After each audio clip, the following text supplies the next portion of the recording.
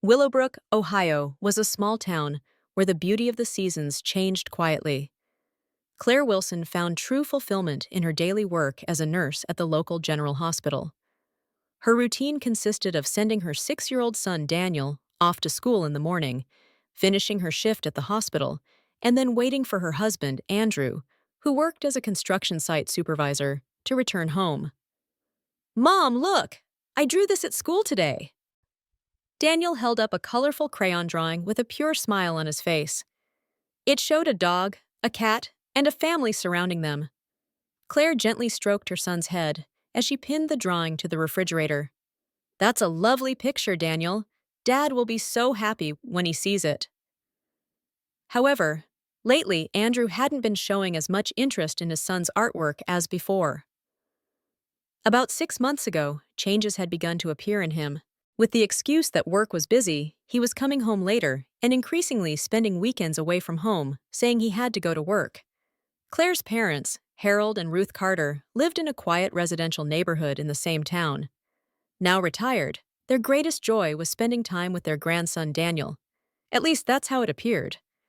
Julia, Claire's sister, also participated in the monthly family dinners.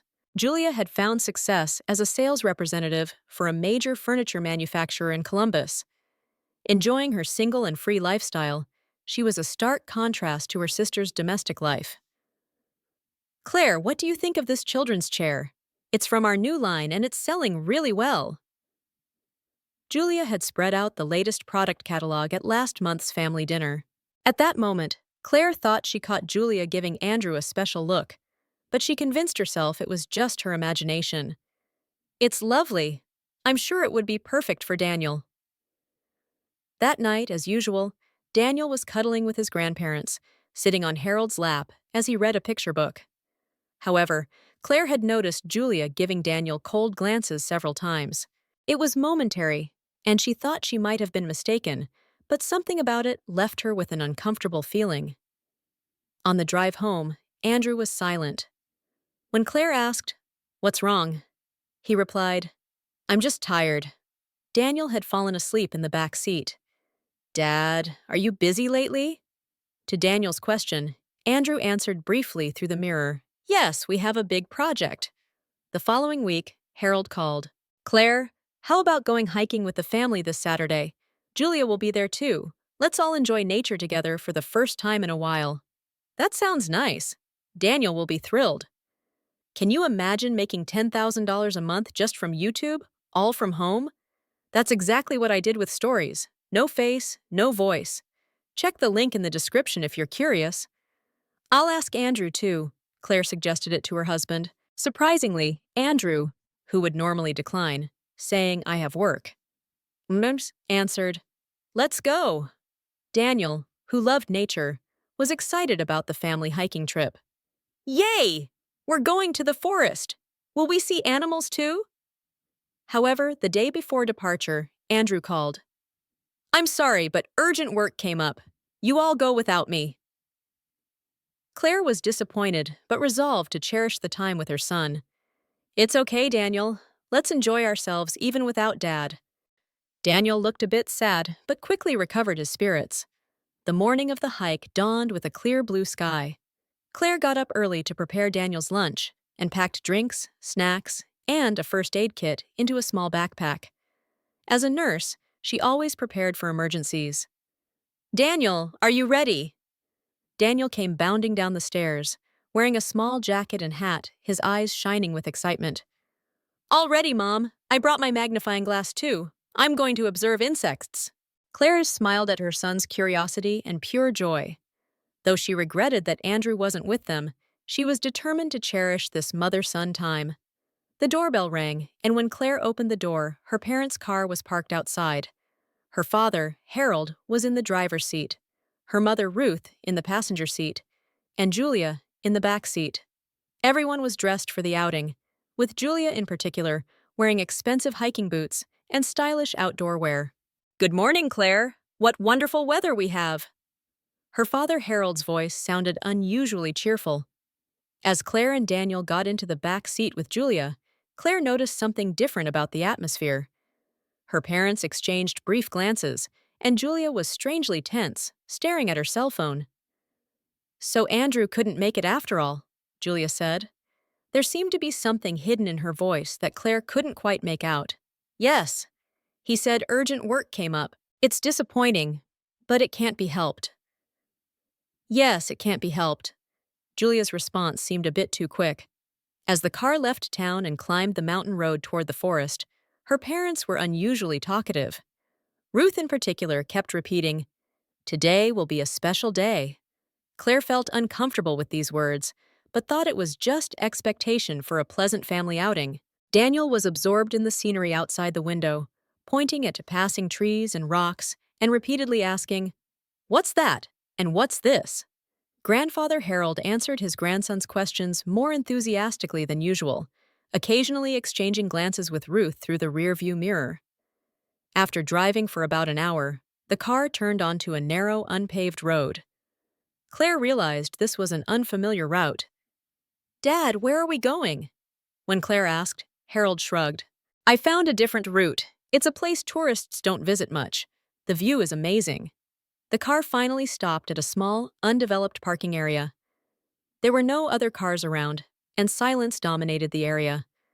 As everyone got out of the car and shouldered their backpacks, Claire felt uneasy again. Her parents and Julia had too little luggage for a long hike. "Dad, are you sure this trail is okay? There's nobody here?" Claire asked worriedly. "Don't worry, Claire. This place is a hidden gem. The view from the top is breathtaking," Harold answered with confidence. "That's right, Claire. Trust us.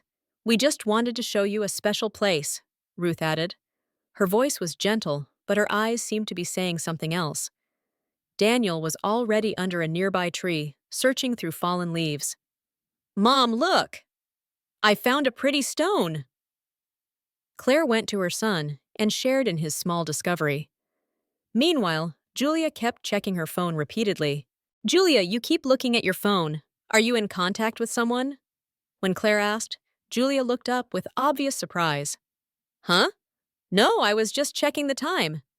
Julia's voice rose slightly. "The time? Is something happening?" "No, nothing. It's just a habit." Julia quickly put her phone away. The hike began, and the group proceeded along a narrow path through the forest. The trail gradually became steeper, and Claire was glad that she and Daniel had come with proper equipment. In contrast, she was becoming concerned about her parents and Julia's attire. "Why are you so lightly dressed for a long hike?" When Claire asked her mother, Ruth waved her hand to indicate there was nothing to worry about. "We'll be fine. Just going there and back. Besides, today is a special day, that phrase again." Claire tilted her head, but thought she should catch up with Daniel, who was walking ahead, holding hands with his grandfather. The sky, occasionally visible through the trees, was still blue and clear, but clouds of anxiety were gathering in Claire's heart. She felt uncomfortable with the glances exchanged between her parents and Julia, the unnatural conversation, and most of all, their behavior. That was so different from a normal hike. The path suddenly opened up, and they emerged near a steep cliff. A deep valley spread out below, with the glimmer of a small lake visible in the distance. The wind blew strongly, and Claire instinctively gripped Daniel's hand tightly. She had a fear of heights, and her legs froze just being near the cliff. "It's beautiful, Mom!" Daniel was captivated by the scenery. "Look, Daniel! Can you see the lake in the distance?" Harold placed his hand on Daniel's shoulder, trying to guide him toward the cliff. "Dad, that's dangerous. Keep Daniel away from the cliff." Claire's voice clearly contained fear. "It's all right, Claire. I just want to show him the view." Harold's voice feigned calmness, but his eyes were cold and determined. "Daniel, come here!" Claire called out strongly. Daniel responded to his mother's voice and tried to move away from his grandfather. At that moment, Claire felt Julia approaching her. She noticed that Julia's expression had changed completely. Mother Ruth also stood unnaturally behind Harold and Julia, and the three of them seemed to be surrounding Claire and Daniel. A sudden silence fell, with only the sound of the wind drifting around them. Surrounded by her parents and Julia, a cold fear ran down Claire's spine. The wind tousled her hair, and the view beyond the cliff was beautiful, but that was the least of her concerns now. Just as she tried to pull Daniel to her side, Julia suddenly grabbed Claire's arm. Her sister's fingers dug into her skin, causing pain. "Claire, there's something I want to show you." Julia's voice pretended to be calm, but her eyes held a cruelty that Claire had never seen before. "What? Julia, let Daniel come to me first." Claire desperately reached out toward her son. "No, I want to show Daniel too." Julia's mouth twisted eerily. Just as Claire tried to shake off Julia's hand, Father Harold picked up Daniel. As Daniel's small body left the ground, he exclaimed in surprise, "Grandpa!" Claire screamed in terror. "Let go of Daniel! What are you trying to do?" Claire's scream echoed through the forest, startling birds into flight. As if in response, Mother Ruth abruptly moved behind her. "Claire, you were always a good child." Ruth's voice was strangely gentle. "But sometimes sacrifices are necessary for the family." With those words, Ruth pushed Claire forcefully toward the cliff. Caught off guard, Claire lost her balance and staggered several steps toward the edge of the cliff. As her feet nearly left the ground, understanding flashed through her mind like lightning. Her family was trying to kill her and Daniel. Before her eyes, frozen with fear, Father Harold made a motion as if to throw Daniel toward the cliff. Daniel's scream pierced Claire's ears. "Mom!" That voice awakened the maternal instinct dormant within Claire. Forgetting even the danger to her own life, she desperately lunged to grab and hold her son. The moment her fingers touched Daniel's jacket, Julia pushed her strongly from behind. "Why?" Claire's scream vanished into the sky. Claire and Daniel fell from the cliff. During the fall, Claire instinctively held Daniel tight, shielding her son with her body. The two of them tumbled down, hitting trees and rocks along the cliff face. Sharp pain shot through Claire's entire body, and her vision flickered. "Daniel! Daniel!" Calling her son's name, she curled her body to somehow protect him. Each impact assaulted her back, shoulders, and legs. But she never let go of Daniel. With a final major impact, they were violently slammed to the ground. Intense pain shot through Claire's body, and for a moment, she nearly lost consciousness. But the desire to ensure her son's safety pulled her back from the sea of unconsciousness. When Claire opened her eyes, Daniel was trembling slightly under her body. Her entire body screamed with pain, and her right leg and left arm had become immobile. They were probably broken. But strangely, Daniel, protected by her body, seemed to have escaped serious injury. "Daniel, are you okay?" Claire's hoarse voice was barely audible. Daniel answered in a small, trembling voice. "Mom, are you okay?" "Daniel, are you hurt?" Claire desperately tried to check her son's body. "It hurts a little, but I'm okay." Daniel's voice was shaking, but steady. Voices could be heard from the cliff above. Claire looked up, taking great care not to move her neck. She could see her parents and Julia peering down from the edge of the cliff. In the twilight, their silhouettes appeared black and ominous. "Can you see? Are they moving?" Her mother Ruth's voice carried on the wind. "No, they don't seem to be moving," her father Harold's low voice answered. "We need to check. We have to go down." Julia's voice had a hint of urgency. Claire instinctively hugged her son tighter and closed her eyes. If they came down and found them still alive, the thought was too terrifying. At that moment, the words Daniel whispered in his mother's ear nearly stopped Claire's heart. "Mom, we shouldn't move yet." Claire was amazed at the words of her 6-year-old son. Daniel had understood the situation and realized they needed to play dead. Despite her surprise at her son's wisdom, Claire did as he suggested. She remained still, and Daniel likewise remained perfectly still in his mother's arms. After a moment of silence, Julia's voice was heard again from the cliff above. The wind had grown stronger, and mixed with the sound of swaying trees, their conversation reached them in fragments. "It's too dangerous to go down. They don't seem to be moving anymore." Julia's voice had a strange relief mixed in. "Let's leave them as they are. Nobody will come here." Father Harold's voice was calm as if they were discussing a mere accident cleanup. Claire really never thought it would come to this. Mother Ruth's voice sounded slightly shaken. However, it wasn't guilt, but rather anxiety about the change in plans. And then Julia's next words froze Claire's heart. Don't regret it. Now Andrew and I are free. We'll get the insurance money and the obstacles are gone. We never needed that child in the first place. Claire couldn't believe her ears. Her husband Andrew and her sister Julia. And insurance money? In her mind, the events of the past few months began to rapidly connect. Andrew's late returns home, Julia's unnatural glances, and this hiking trip. It had all been planned. Her husband and sister were having an affair and were trying to kill her and Daniel to get the insurance money. And even her parents had participated in the plan. Claire trembled with intense anger, fear, and the sadness of betrayal. But now, suppressing her emotions and protecting Daniel was the priority. She remained motionless, continuing to hold her son. After a while, they could hear footsteps moving away from the cliff above.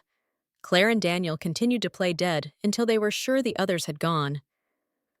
As the sun began to set behind the mountains and dark shadows began to fall on the forest, Claire finally spoke to her son in a small voice. "Daniel, you noticed well. If you hadn't said anything," Daniel answered in a trembling voice. "I heard Auntie talking on the phone with Dad before. She said they were planning something bad." Claire was surprised at her son's intelligence, but felt her heart breaking at the terrible truth. Daniel had already noticed something was wrong, and now he had nearly become a victim of that horrifying plan. To somehow save themselves, Claire tried to take out her cell phone, enduring the pain. However, the phone had been shattered by the impact of the fall. Looking around, they were in a deep valley. There was no sign of people from above, and the path leading down was unclear. Once the sun set, the situation would become even more difficult. "Daniel, listen. We need to get out of here, but I can't move my body. Can you walk?" Claire checked her son's condition. Daniel bravely answered, "Yes, Mom. I'll go get help." "No, I can't let you go alone. Let's move together." Little by little, Claire decided, no matter how painful it was, she couldn't leave her son alone, especially now, after being betrayed by her family. A life-or-death escape awaited Claire and Daniel. But as she gripped her son's small hand, she strengthened her determination to survive. They had been betrayed by their family and brought to the brink of death. But supporting each other, they took their first step forward, enduring pain and fear to somehow survive. Claire and Daniel slowly made their way down the steep slope below the cliff. Claire's right leg and left arm were in severe pain, probably broken. She bit her lip to endure the pain while moving little by little, relying on Daniel. "Mom, it's flatter over here!" Daniel went ahead of his mother, looking for a safe path. With bravery and calmness beyond his 6 years, Daniel was helping his mother. Sometimes he gathered branches from the surrounding trees to make a makeshift crutch for Claire. "Daniel, tell me if you get tired. We can rest, okay?" Claire worried about her son. "I'm fine, Mom. I'm strong," Daniel answered, puffing out his chest. In that small back, Claire felt an incredible reliability that nearly moved her to tears. By moonlight, they continued walking through the forest for hours. Claire's watch was still working and showed it was past 11 p.m. Daniel looked tired but never complained. "Let's rest a little." Claire sat down under a large tree. Daniel sat next to her, nestling in his mother's arms. "Mom, will Dad not come back anymore?" Daniel's small voice echoed in the darkness. Claire was at a loss for words. How could she explain that her husband had tried to kill them? That he was having an affair with her sister? That it was for insurance money? How could she make a 6-year-old child understand these things? "Daniel." "Dad." Claire carefully chose her words. "Dad won't be able to live with us anymore. But it's okay. I'll always protect you." Daniel nodded silently and snuggled closer to his mother. "Grandpa and Grandma, too?" "Yes, them too. Aunt Julia said she and Dad would go somewhere together, after we were gone." Claire stroked her son's head, holding back tears. Daniel had understood the situation from the adults' conversations. Her heart ached that such a burden had been placed on such small shoulders. "But it's okay. We're alive, and we'll always be together," Claire said firmly. After a short rest, they began walking again. By daybreak, they finally reached the main hiking trail where people passed. In the morning light, the mother and son, covered in sweat and dirt and full of wounds, caught the eye of a middle-aged couple hiking there. "Oh my! Are you all right?" The man rushed over. "Please help us! We fell from a cliff." Claire was finally able to ask others for help. The man's wife immediately called an ambulance, and Claire and Daniel were wrapped in blankets and given water. They were kind enough to share their hiking food and stayed with them until the ambulance arrived. "How did you fall from a cliff?" When the man asked, Claire hesitated for a moment. "I'll tell the police everything later," was all she answered. The ambulance arrived at the forest entrance, and Claire and Daniel were taken to the hospital. According to the doctor's diagnosis, as expected, Claire had multiple fractures in her right leg and left arm, as well as internal bleeding and bruises all over her body. However, her life was not in danger. Daniel, too, had miraculously escaped with only minor bruises and scratches. "Your mother was like a cushion for you," the doctor smiled at Daniel. "She's a brave mother." While Claire was receiving treatment and resting, there was a knock on the hospital room door. It was Detective Brown from the local police. He introduced himself in a gentle tone and expressed concern for Claire's condition. "Mrs. Wilson, are you able to talk? Can you tell me what happened on the mountain?" Claire took a deep breath and began to tell everything: the hiking plan, her parents, and Julia's behavior, and the moment they were pushed off the cliff. She also relayed Julia's words. "Now Andrew and I are free. We'll get the insurance money." Detective Brown responded calmly, though surprised, continuing to take notes. "We've contacted your husband Andrew, but he hasn't arrived yet," the detective said. "He's also part of the plan. He was apparently having an affair with my sister." Claire spoke the painful truth. Outside the hospital room, Daniel was talking with a child psychologist. He also explained the events in his own words and further detailed the content of phone calls he had heard between his aunt and father over the past few weeks. Daniel's testimony matched his mother's account, and the nature of the incident became clearer. Due to Detective Brown's swift investigation, Andrew, Julia, and both of Claire's parents were all arrested the next day. The interrogation revealed a horrifying plan. Andrew and Julia had been in a secret relationship for 2 years and had planned to kill Claire to obtain her $3 million life insurance policy. They had planned to eliminate Daniel as well, since he could potentially be a witness. Claire's parents had been promised $500,000 by Andrew to participate in the plan. The trial began, and Claire had to face her husband and family. She appeared in court in a wheelchair but stood at the witness stand with strong determination. "The people I trusted most, my husband, my parents, my sister, they tried to take my life and my son's. But we survived, because true strength lies in love. The bond between my son and me was stronger than their malice." Her words resonated throughout the courtroom, and sobs could be heard from the gallery. Daniel, too, bravely took the witness stand despite being a child. "Grandpa and Grandma pushed, and Mom protected me. Dad and Auntie are bad people." His simple words carried a powerful truth. In the defendant's box, Andrew and Julia hung their heads, but Claire's parents tried to stand up to say something. However, they were forced into silence by the judge's restraint.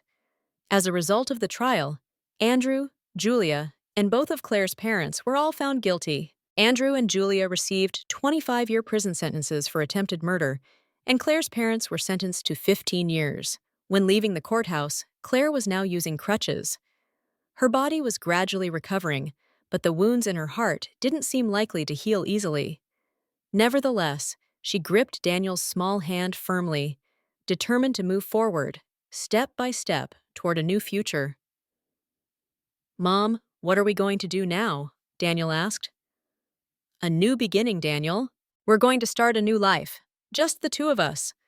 Claire had received tremendous support from her nursing colleague, Jennifer, whom she had met during her recovery period at the hospital. Jennifer herself was a domestic violence survivor and deeply empathized with Claire's situation. "Claire, I'm moved by the strength of you and Daniel. What are you going to do now?" Jennifer asked. "I haven't decided clearly yet, but I think Daniel and I need a new beginning. My sister lives in Colorado. Her town is a wonderful place. It might be perfect for a new start." Claire began to seriously consider Jennifer's suggestion. Daniel was also positive about going to a new place. Mom, are we going to a new house? Will I make friends? Daniel asked hopefully. I'm sure you will, Daniel. We're together, so we can overcome anything. Claire was standing at the edge of fate's cliff again, just as when she had fallen from the real cliff, but this time she had the courage to move forward with her son. She looked up at the sky and felt freedom. No one could hurt them anymore. She had learned the true meaning of family through a severe ordeal. On the day the trial verdict was delivered, the courtroom was wrapped in a solemn atmosphere. Claire sat quietly, waiting for the judge's words. Next to her, a social worker accompanied Daniel. When the verdict was read, a moment of silence flowed through the courtroom. But suddenly, Andrew stood up and shouted at Claire, "It's your fault! You ruined everything!" Julia shouted just as loudly, "I'm more suitable for Andrew than you. That child is weak and useless, just like you." As guards restrained the two, Claire quietly closed her eyes. Her parents silently bowed their heads, but there was no color of regret in their eyes. Claire looked at them one last time and bid farewell in her heart. 3 months later, Claire and Daniel had moved to a small mountain town in Colorado. They were renting a room in a guest house run by Jennifer's sister, Martha, and starting a new life. Claire had begun working as a nurse at a local clinic, and Daniel had started at a new school. "Daniel, how's school? Have you made new friends?" Claire asked her son one evening. "Yes, I play with Jason and Mike, but sometimes I remember that time and get scared," Daniel answered honestly. "I feel the same," Claire hugged her son. "But remember, we'll get through it together." Claire and Daniel regularly attended therapy, facing their trauma. Sometimes they were haunted by nightmares, but they felt they were healing little by little. One day, the principal of the town's elementary school, David Clark, visited the clinic. He had come to report on Daniel's progress at school. "Your son is truly remarkable. To be so positive and caring, despite everything he's been through." Claire smiled. "Thank you. Daniel is my pride." Over the next few weeks, David occasionally stopped by the clinic. He was kind and showed genuine interest in Claire and Daniel. Claire gradually began to open her heart to him. Meanwhile, in a distant prison, the bonds of the former family had completely collapsed. The relationship between Andrew and Julia had developed cracks in prison life, and Claire's parents continued to justify their actions. They never reached true repentance, but rather deepened their hatred. A year later, on Daniel's 8th birthday, Claire held a small party. Martha, Jennifer, David, and school friends attended the party. The house was filled with cake, presents, and the laughter of children. David stood next to Claire and spoke quietly. "Claire, I'm truly impressed by the strength of you and Daniel. You've taught me that there are things more precious than blood ties." Claire gazed out the window at the sunset over the distant mountains. "We've learned that family is something you choose. True family exists where there is love, trust, and respect." She turned her eyes back to her son's smiling face. From the terror and despair of being thrown off a cliff, they had climbed up, together, hand in hand, and were now finding new bonds, a new family. Claire was certain, true family is not about blood ties, but about bonds of love that protect and support each other. And she and Daniel were living proof of that.